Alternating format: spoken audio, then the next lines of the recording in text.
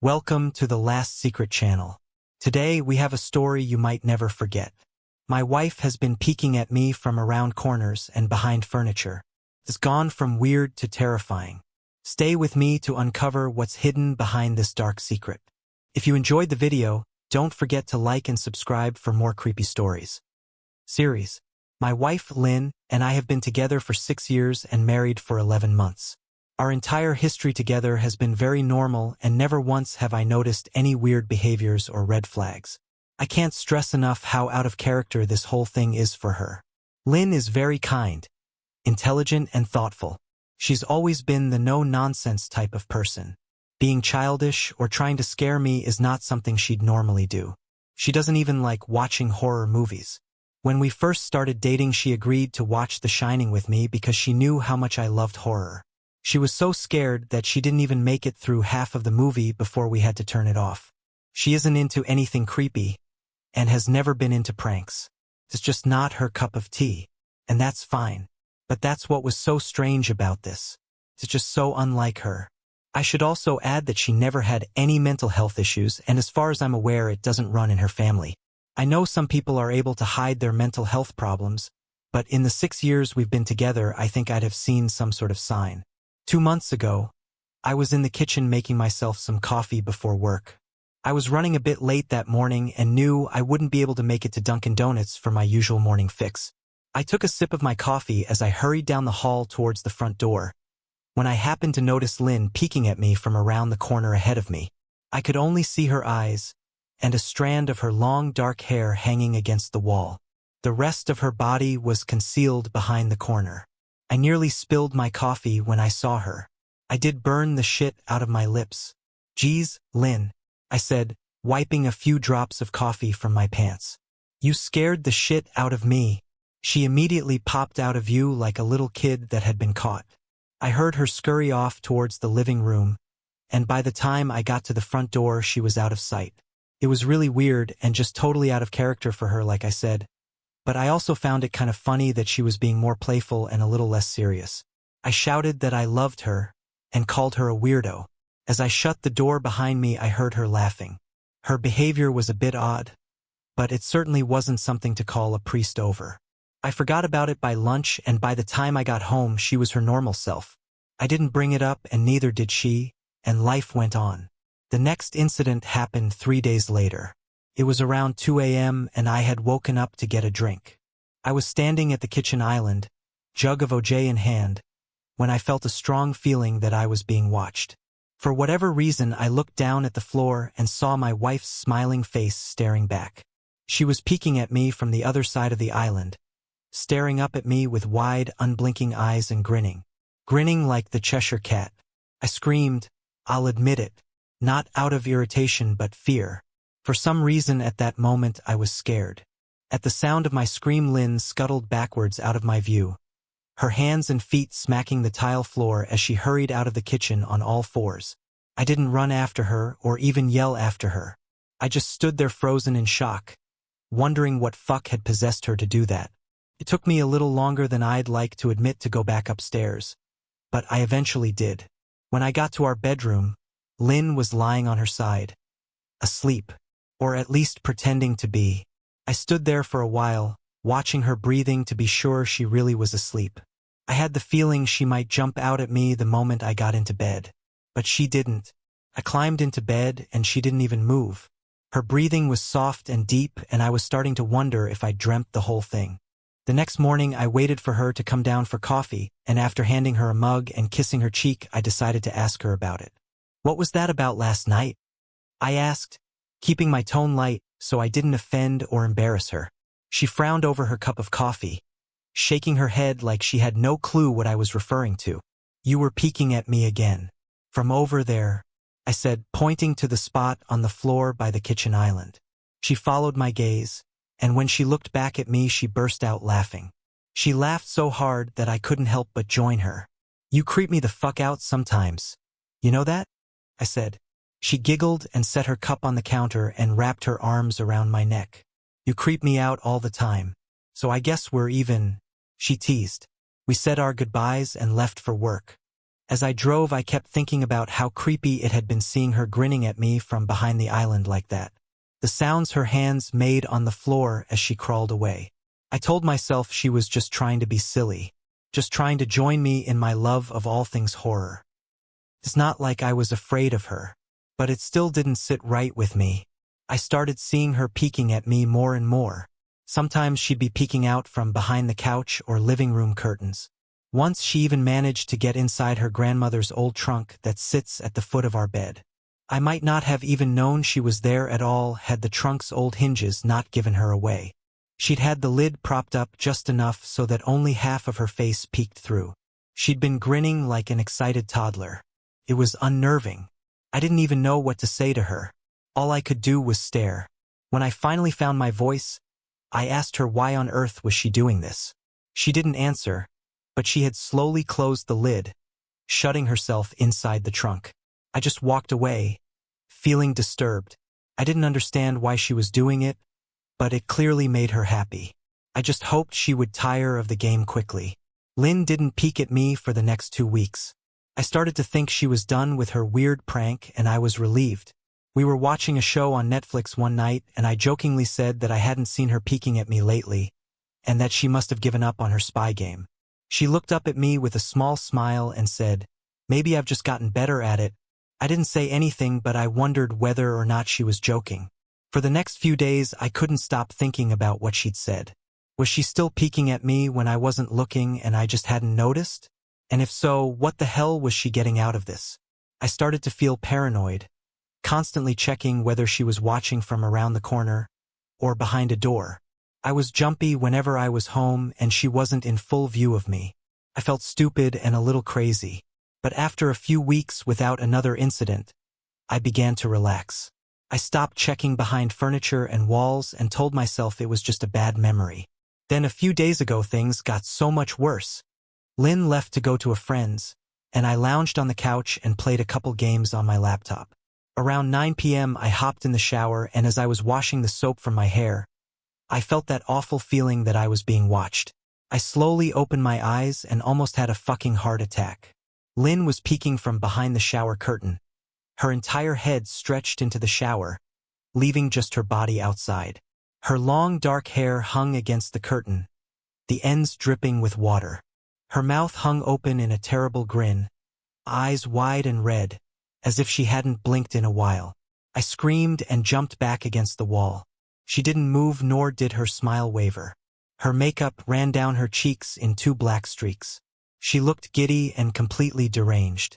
I was fucking terrified. We stood like that for a few moments, neither of us saying a word. Finally, after what felt like forever, she slowly pulled her head back out of the shower, and I watched her blurry figure through the curtain as she moved backwards towards the bathroom door.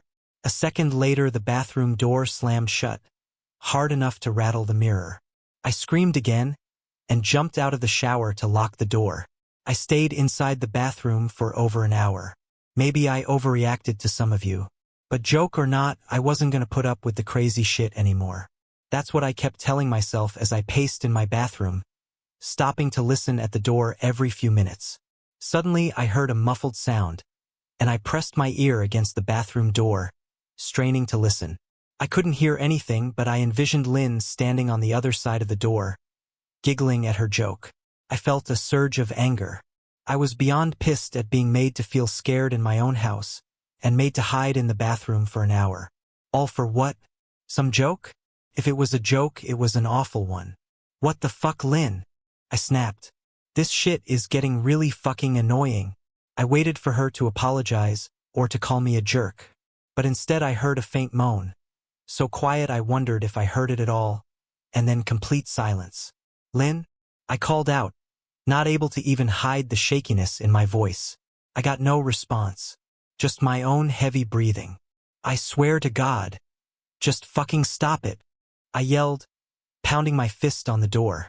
I waited for her to cuss me out, something I would expect from me talking to her like that.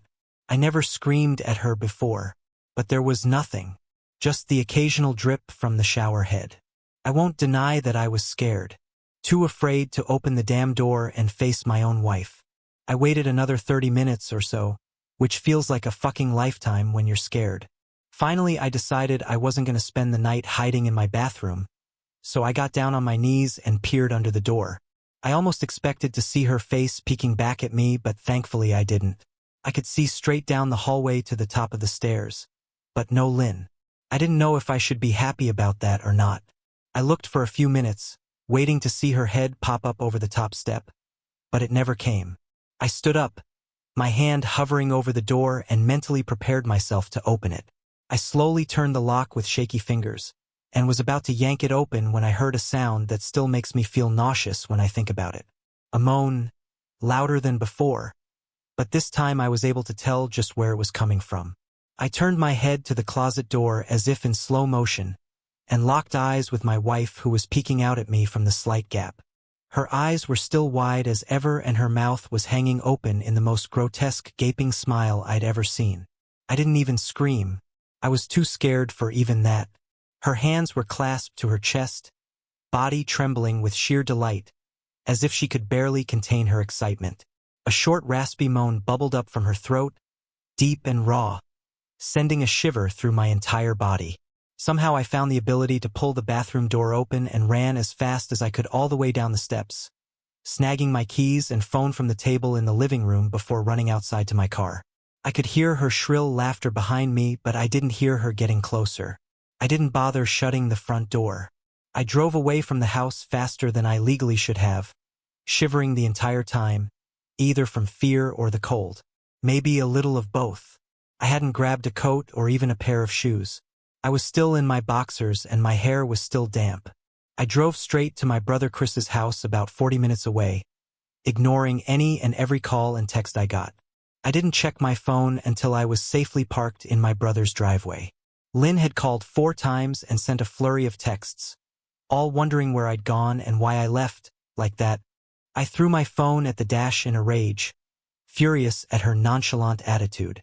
My brother and his wife were surprised to see me, especially dressed in just a pair of boxers, but told me to stay as long as I needed. Chris lent me some clothes and asked me what happened. I told him Lynn and I had a fight, but didn't get into the details. I didn't want him to think I was overreacting, leaving my wife over a prank, even if it was a strange one. I mean, hadn't I encouraged her for years to lighten up instead of being so serious all the time? I had wanted her to relax and loosen up, but this was definitely not what I'd had in mind. I tried to sleep on their sofa, but my brain wouldn't let me sleep. Every time I closed my eyes, I saw Lynn's face staring at me from inside the closet. Knowing she'd been in there with me the entire time made my skin crawl. She'd never left the fucking bathroom at all. Instead, she slipped inside the closet and slammed the bathroom door shut to fool me. The mere thought of going back home gave me anxiety. I tossed and turned, unable to sleep. Chris ended up giving me a sleeping pill, so I was able to get a little rest. My sleep was filled with terrible dreams. All of Lynn's smiling face. I woke up just as the sun started to rise. My sore body ached from the sofa, and I felt drained. I knew I'd have to call Lynn at some point, but I didn't know what to say to her. I wouldn't be going home unless she gave me her word she'd never do any more creepy shit. I just wanted my wife back. Her normal serious self never looked so good to me. I was contemplating calling her and telling her that, when that familiar feeling came over me, I was being watched. I was staring at the ceiling, my heart in my throat. I didn't want to look away, but the longer I ignored the feeling, the worse it got. My eyes drifted away from the ceiling almost on their own. Her face was pressed up against the window beside the couch, staring down at me with that same gaping smile. Drool dribbled down her lips, leaving 2 long streaks down the glass. I didn't know how long she'd been there, but something told me she'd been there quite a while, possibly all night. I didn't bother screaming, though I was afraid anger trumped any fear I felt at that moment. I jumped up from the couch and pounded my palm against the glass. Lynn, are you crazy? What the hell is wrong with you? Just go home, I shouted. Now! She didn't move, and her ghastly expression never changed. If anything, her smile only grew, as if she had never been more elated. I could hear Chris and his wife moving around upstairs. As if Lynn could hear them from her place outside, her head twitched slightly in their direction, and she began to close her mouth slowly. Chris called my name from upstairs, obviously concerned. I turned to see him and his wife Rebecca hurrying down the steps. When I turned back to the window, Lynn was gone. The only sign she'd been there at all was the 2 streaks of drool still dripping down the glass. I tried explaining to Chris and Rebecca about waking up to see Lynn watching me through their window. They were skeptical, who wouldn't be? Chris and I went outside to the spot in front of the window, but there were no footprints in the dirt, just a slight indent. Animal probably, Chris guessed, and I didn't argue. He and Rebecca assumed I dreamt the entire episode, but they didn't understand, and I was too tired to explain it to them. I called out of work that day and turned my cell off. I didn't want to face Lynn. Just talking to her was too much for me at that point. I really started to believe something was irreversibly wrong with her. That no matter what promises she made, we'd never be the same again. The thought saddened me to my core. I cried most of the morning. By noon, I figured I was ready to confront her. Give her one last chance to explain herself. I could at least give her that after 6 years, I told myself. I turned my phone on and saw the dozens of texts she'd sent, all from a seemingly concerned wife. Can we talk? I love you. Please call me. I'm really worried. Can you answer? Just come home. And more of the same. All texts telling me she loved me and she wanted me home. How worried she was. Not a damn one addressing the crazy shit she pulled. Like she hadn't been acting like a character from a Stephen King book. Even her texts were different. She normally texted novels just to tell me to pick up a loaf of bread. You'd think she'd have more to say to me after her bizarre shenanigans. I know it probably seems childish to some of you who are miles away from this situation. But if you saw the way Lynn had looked at me, how she scampered away on all fours like some wild animal, grinning at me from inside the closet like a lunatic, then I think you'd find my reaction was warranted. I ended up staying with Chris and Rebecca for another night. I didn't wake up yesterday until afternoon, and thankfully I didn't see Lynn's face watching me through the window. I don't want to pry, because it's not my place. But is this fight something that can be mended? Rebecca asked. She'd made us both a sandwich for lunch, and I knew she wanted to breach the subject without seeming to be nosy. I don't know. She's like a different person, I said, choosing my words carefully. I still wasn't ready for her or Chris to know the full extent of the batshit craziness I had been dealing with. People change, Ben. But she's still the same woman you married. Maybe you both just need to talk through your issues. Whatever's going on, I'm sure it can be fixed, she said, ever the peacemaker. I think it's beyond that now. I don't think talking would help. I just don't trust her, I said. The words stung in my heart. I missed and loved my wife. But how could I live with someone like that? Living in constant fear didn't sound too appealing. Lynn loves you. She has to be absolutely crushed, she said. I don't know about that, I said. Well, she certainly seemed like it to me. I've never seen her so upset. Very much unlike the Lynn I know, Rebecca said, shaking her head sadly. It took a full minute for her words to really sink in, and when they did, I felt dread worming its way through my skin. Wait, what do you mean? You saw her? You saw Lynn? I asked, my mouth suddenly dry. Rebecca nodded casually as if that fact wasn't nightmare fuel. Maybe for her it wasn't. She stopped by this morning just after Chris left for work, she said, cleaning the plates from the table. I didn't see her car though. Maybe she took an Uber or something. Beck, what did she say? Did she come inside? I asked, sweat starting to break out on my forehead. I began looking around, examining corners as though a predator lurked behind them. No. She just asked if you were awake yet, and I said that you weren't. I asked if she wanted me to wake you, but she said no. Just said to let you sleep, she said as she washed the dishes. That's all? She didn't say anything else? I asked. No. She looked awful though, like she hadn't slept in days. I think you should call her. I got up from the table and thanked Rebecca for lunch. I felt a little bit better at the knowledge that at least she hadn't come inside. Still, I needed to double-check that the doors were locked. I sat for a while trying to figure out what to do next. I didn't want to go home, but I felt that I owed it to Lynn to help her if I could. Hadn't I swore an oath to love and honor her through sickness and in health? Clearly she was very sick. If she was sick, which I truly believed she was, I had to try and get her the help she needed. But I didn't even know where to start. I didn't want to call the police, and besides, what the hell was I going to tell them? That my wife was peeking at me?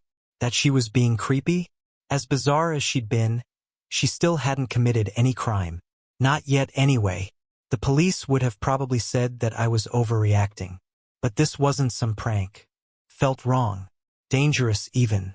Like something sinister lurked beneath her smile. I knew as her husband I was well within my rights to have her committed. But what if she simply acted normal in their presence? She'd obviously been able to fool Rebecca into thinking she was just a concerned wife.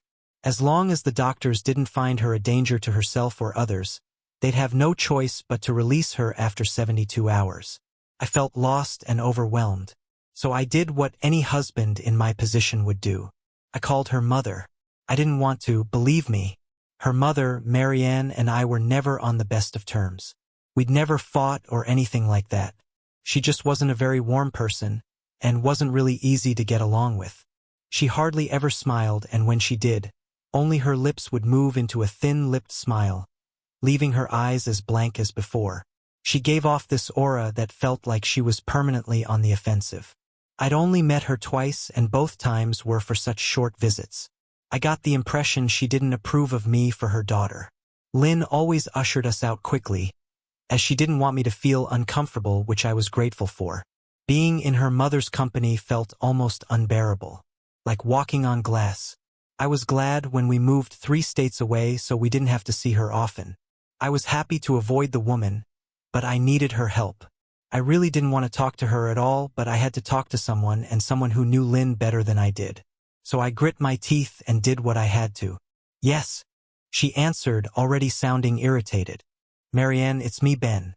Do you have a minute to talk? I asked. I could hear her cluck her tongue in irritation.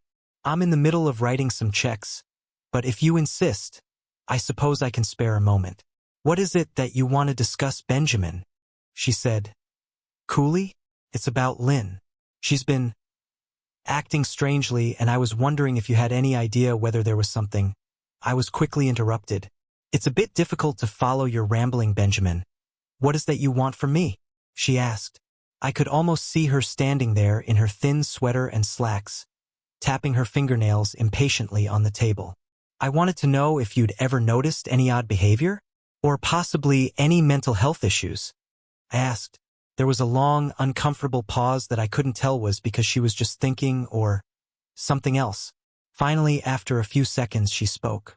I'm not sure if this is one of your jokes, Benjamin, but if so, I don't find the humor in it. Now I do have business to attend to, as I've said, so if you don't mind, she said. But I cut her off before she could get rid of me. Marianne, it's not a joke. I'm sincerely concerned about Lynn's mental health. Her behavior has been very erratic lately. I'm very worried about her, and I figured as her mother you would be as well. I said, my frustration evident in my voice. If you're truly concerned, then I suggest you get the health professionals involved. I don't know what you expect of me, she snapped. I could tell she was seconds away from hanging up, and for some reason I was desperate not to let her. I had the feeling that she knew a lot more than she was letting on. Please, if not for me, do it for Lynn. I tried. I heard a faint, shaky intake of breath, as if she were trying to hold her steely persona together but failing. Marianne? What's WR-? I started. Benjamin, I don't know what to tell you. My only advice would be to seek professional help. Do not call here again. Goodbye. I tried to call out to her, but she'd hung up. I tried to wrap my head around the call and her refusal to help me. Even if she didn't like me, why wouldn't she want to help her own daughter? I couldn't understand that. I tried to replay the conversation, desperate to find something I missed. After a while, I almost gave up, until I remembered her last words to me. Seek professional help. She'd said those words with a bit of urgency. I could have just been grasping at straws, but no. I was sure her voice had changed ever so slightly when she'd said that, as if they were very important. What had she meant? I assumed she'd been referring to medical professionals, but maybe she was referring to someone else. Someone that she didn't, for some reason, feel comfortable saying directly. Or maybe I was just desperate. I waited for Chris to get home, and after a very long and exhausting conversation with him and Rebecca, I convinced them that Lynn truly needed psychiatric help. I didn't tell them everything. I wasn't prepared to go into it yet, but I told them about our last encounter. How she'd hidden in the bathroom, peeking at me from the closet. They were obviously shocked, but thankfully they believed me. They too just wanted to help her. Still, they didn't think it was all that serious. Weird, maybe, but not dangerous. They just kept saying that Lynn had to be playing some kind of weird joke. Maybe for YouTube? Rebecca offered, if only half-heartedly. Chris didn't think we should involve the police just yet. He offered instead to go with me, and I readily accepted. He reasoned that calmly talking to her, trying to coax her into going willingly, was the best recourse. I agreed to do it his way. At least I wouldn't be going into that house alone. We drove over this morning, just after breakfast. There was no way I was going at night. When we pulled into the driveway, my stomach began doing somersaults. Her car wasn't there, but I still didn't let my guard down. The front door was ajar, and for a split second I thought we'd see her eyes staring through the gap. I was shaking and starting to sweat. Chris, however, was fine. He waited for me to open the door, his hands in his pockets like he was going on a fucking stroll through the park. I envied his ignorance. I pushed the door open and was immediately hit with the stench of rot. Chris smelled it too, and he walked in the house behind me with his nose scrunched up. "What do you guys use to clean the floors around here?" "Shit," Chris mumbled. "Shut up," I said, my eyes darting around for any signs of Lynn. The house was deadly quiet and dark despite being 10 in the morning. All the curtains were closed up tight, refusing to allow any sunlight inside. If I hadn't left it just 2 days prior, I'd have thought the house to be abandoned. We moved through each room, carefully checking any place that she might hide, occasionally calling her name. "Why the fuck are you looking under the couch?" Chris asked eventually. "Aren't we looking for your wife?" He was looking at me like I was a moron. "Let's just go upstairs," I whispered. He shook his head but followed me up the stairs to check the bathroom and spare bedroom. On the way up, my shoes crunched over pieces of glass that looked to be littered over a few of the steps. I noticed that one of Lynn and my wedding portraits that hung on the wall along the staircase had been smashed. The frame hung crookedly, all the glass removed. I stared at the picture, a lump forming in my throat. We had taken the photo just after leaving the church, after saying our vows. She looked so beautiful in her white gown. I looked at Lynn's beautiful face. I never dreamed her face would ever be a source of terror for me. We climbed the rest of the steps and checked the spare bedroom, but it looked completely untouched. I was hesitant to go into the bathroom, my fear from that night coming back to me all at once. Chris noticed and offered to go in by himself, but I couldn't let him do that. So we walked in together, checking the closet and the shower. The bathroom looked as if it hadn't been touched since the night I left. "I don't think she's here, Ben. Why don't you pack some clothes and we'll try coming back tomorrow or something?" Chris said. I nodded and went into our bedroom and shoved some clothes into a duffel bag. When I checked inside our closet, I came across the source of the smell and gagged. Chris took one look and lost all color in his face. He had to go stand by the stairs to get away from the sight and smell.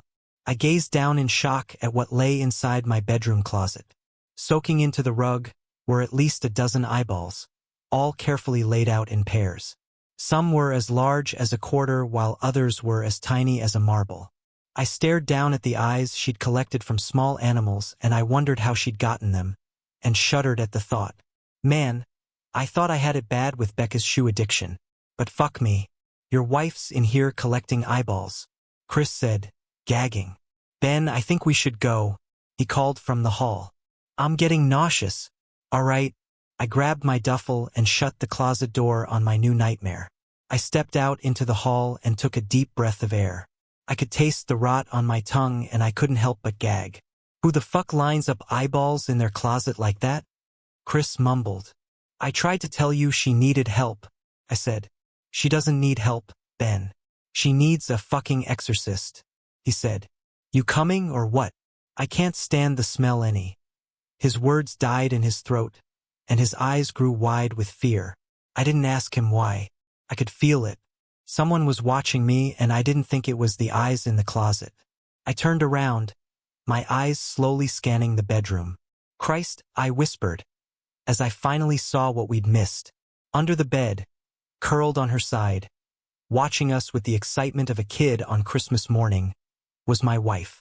She held her hands together just under her chin, and they were shaking eagerly. Now that she knew she'd been found, I could hear the quiet noises she was making, a sort of hiccuping sound in her throat, as if the excitement was just too much for her. It was unnerving to say the least. Wide eyes and that same huge smile. Everything in me told me to run, but I forced it away. This was my wife. No matter how twisted, she was still the woman I married. I had to help her. "Lynn," I said softly. She didn't respond, but her head bobbed back and forth in two quick little movements as if she were nodding.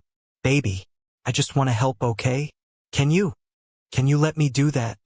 I asked. I had taken a single step forward, approaching her like some kind of dangerous animal. "I love you, Lynn," I said softly, taking another step closer. She let a tiny moan escape her wide-open mouth, and I had to resist the urge to run. Her shoulders were starting to quiver, and her eyes grew as large as saucers. I crouched down so I could see her better, and immediately saw the blood. Her hands were covered in it. They trembled more the closer I got, as if she was barely able to contain herself. "Lynn, are you hurt? You're bleeding," I said. She bobbed her head again, her bloody fingers moving up and down as if playing an invisible piano. They occasionally grazed her chin, leaving smears of blood on her skin. I wanted to recoil in disgust. The smell that was coming off of her was revolting. I could feel the vomit trying to climb up my throat. Her lips were dry and stretched thin, blood seeping between the cracks. I knew she wouldn't come out on her own, but I didn't want to leave her in the state she was in. I scooted closer and reached out to her. The excited hiccuping sounds got louder and her hands shook, fingers flexing.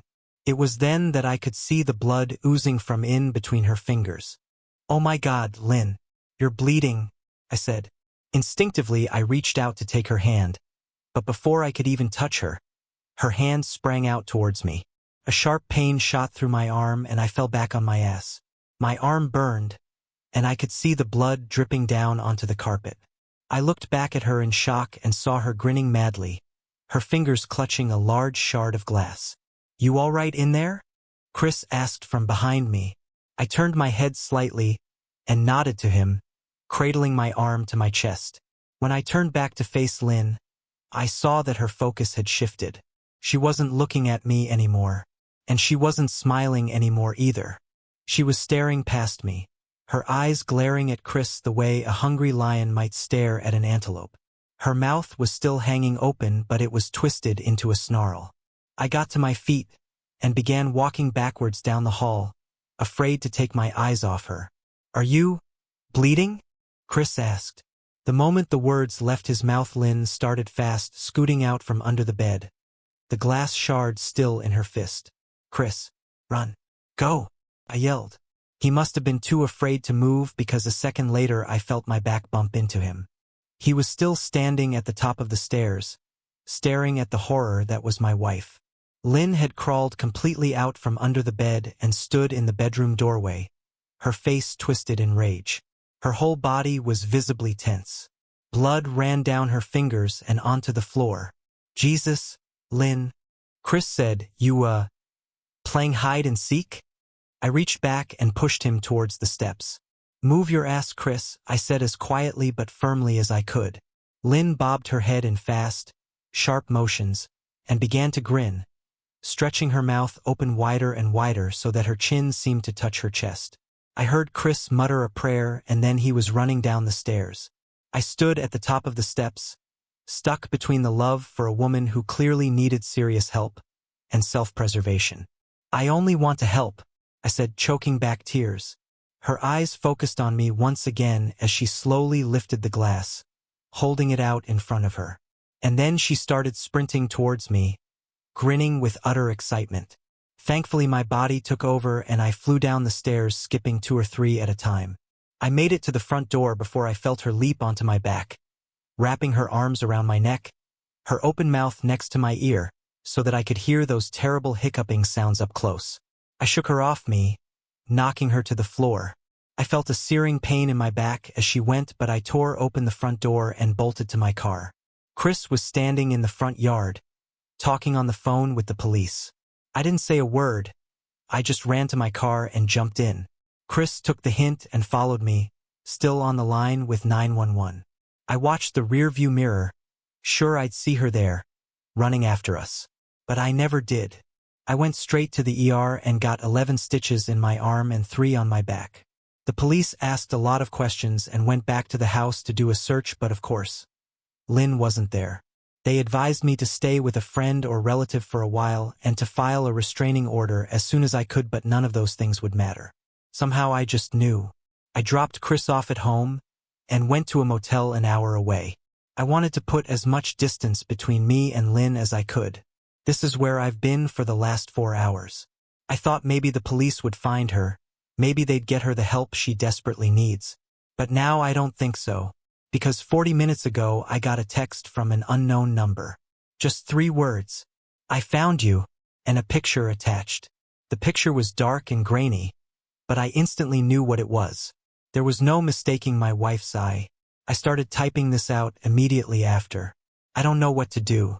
I'm alone and scared, and I can't help but feel that I'm being watched.